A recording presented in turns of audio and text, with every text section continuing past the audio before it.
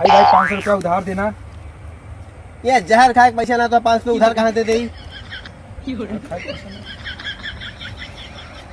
जहर खा लो। अरे सांबा, हाँ सरदार। रो काहे रहा है? अरे सरदार इसके पिचकारी का तो नेपुले टूट गया है। हैं? का भाई कैसे इतना उदास है?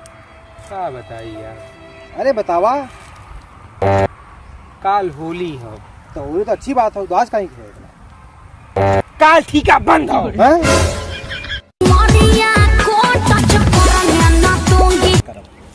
टच करा करब टच क्या हाल हो? ठीक बा।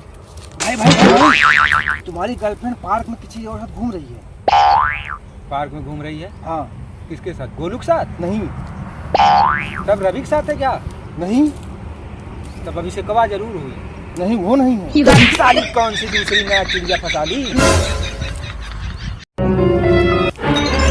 हाँ भैया ये कितना पेड़ है? बबूर का पेड़ है। अच्छा वो वाला का तू ससुर हुआ कौन सच में?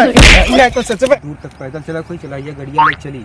अरे कैसे लग जावे? चला हम बताओ कि दिमाग लगावत लिया बा। चला रवि चाबी तक गाड़ी हम चलाई। चाबी ना दे। नहीं यार दे, हम दे। अरे यार दे, हम चलाई, हम मत चाबी। झगड़ा मत करत जा तू सबे, हम डायरेक्ट कह देते ही कह दे अगर बात लेके चला जा। करा करा भैया वही बैठा हो।